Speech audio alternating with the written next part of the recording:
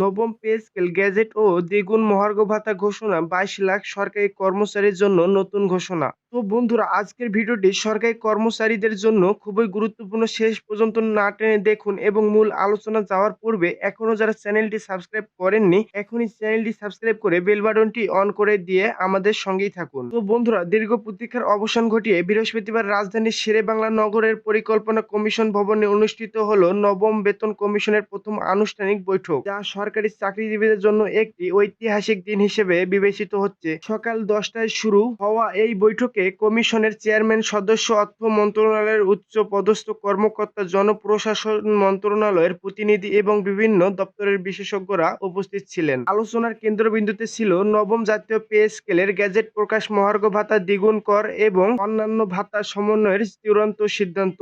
সভায় জানানো হয়, প্রধান উপদেষ্টা ইতিমধ্যেই নীতিগত অনুমোদন দিয়েছেন এবং আজকের বৈঠকের মাধ্যমে গেজেট প্রকাশের প্রক্রিয়া আনুষ্ঠানিকভাবে শুরু হয়েছে। বাস্তবায়িত হলে দেশের প্রায় ২২ লাখ সরকারি কর্মকর্তা কর্মচারী সরাসরি এর সুফল ভোগ করবেন। বন্ধুরা, পে কমিশন সূত্রে জানা যায়, নবম পে স্কেলে গ্রেড ভিত্তিক বেতন কাঠামোতে যুগোপযোগী বড় পরিবর্তন আনা হয়েছে। নিম্ন গ্রেডের কর্মীদের জন্য বেতন বৃদ্ধির হার তুলনামূলকভাবে বেশি রাখা হয়েছে, যাতে নিম্ন আয়ের কর্মীদের আর্থিক নিরাপত্তা বাড়ে। উচ্চ গ্রেডের বেতন বৃদ্ধি ধাপে ধাপে বাস্তবায়নের পরিকল্পনা করা হয়েছে, যাতে অর্থনীতিতে অতিরিক্ত চাপ না পড়ে। প্রাথমিকভাবে ২০২৫ সালের সেপ্টেম্বর মাস থেকে এই পে স্কেল কার্যকর করার প্রস্তাব রয়েছে, তবে প্রয়োজনে প্রস্তুতি শেষ হলে এবং কিছু অংশ এর আগেই চালু হতে পারে। ভিডিওটি চলাকালীন এখনো যারা চ্যানেলটি সাবস্ক্রাইব করেননি, এখনই চ্যানেলটি সাবস্ক্রাইব করে বেল বাটনটি অন করে দিন। তো বন্ধুরা, মহার্ঘ ভাতা সংক্রান্ত আলোচনায় কমিশন জানায়, ক্রমবর্ধমান বাজার দর ও জীবনযাত্রার ব্যয় বৃদ্ধির কারণে বর্তমান বিশেষ সুবিধা কার্যকর ভূমিকা রাখতে পারছে না। বর্তমানে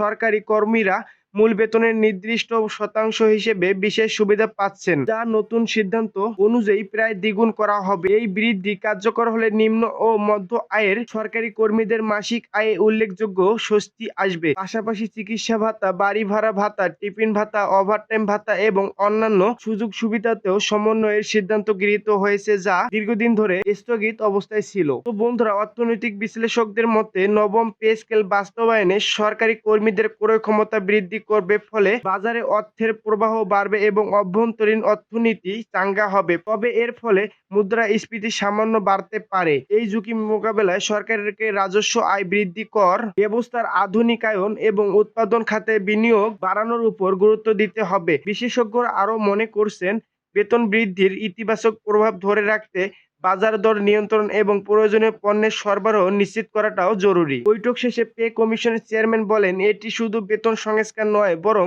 সরকারি কর্মচারীদের মর্যাদা ও প্রাপ্য সম্মান ফিরিয়ে দেওয়ার একটি বড় পদক্ষেপ। আমরা চাই সরকারি কর্মচারীরা আর্থিক নিরাপত্তা অনুভব করুক, যাতে তাদের কর্মদম্য ও দক্ষতা বাড়ে। তিনি জানান, গেজেট প্রকাশের পরপরই মন্ত্রণালয় ও বিভাগগুলোতে নির্দেশনা পাঠানো হবে, যাতে দ্রুত বাস্তবায়ন কার্যক্রম শুরু করা যায়। ভিডিওটি চলাকালীন এখনো যারা চ্যানেলটি সাবস্ক্রাইব করেননি, এখনই চ্যানেলটি সাবস্ক্রাইব করে বেল বাটনটি অন করে দিন। তো বন্ধুরা, উল্লেখযোগ্য যে সর্বশেষ বড় বেতন সংস্কার হয়েছিল ২০১৫ সালের অষ্টম জাতীয় পে স্কেলের মাধ্যমে, যেখানে সর্বনিম্ন বেতন ছিল ৮,২৫০ টাকা এবং সর্বোচ্চ ৭৮,০০০ টাকা। এবার নবম পে স্কেলে সর্বনিম্ন বেতন ১৬,০০০ টাকার উপরে এবং সর্বোচ্চ বেতন ১,০০,০০০ টাকার কাছাকাছি নির্ধারণের প্রস্তাব রয়েছে। এছাড়াও এবার প্রথমবারের মতো ভাতা কাঠামোতে যুগোপযোগী পরিবর্তন আনা হচ্ছে, যাতে বেতনের বাইরে অন্যান্য আর্থিক সুবিধাও কর্মীদের জীবনে গুরুত্বপূর্ণ ভূমিকা রাখতে পারে। তো বন্ধুরা, সরকারি চাকরিজীবীদের মধ্যে ইতিমধ্যে এই খবর নিয়ে ব্যাপক উৎসাহ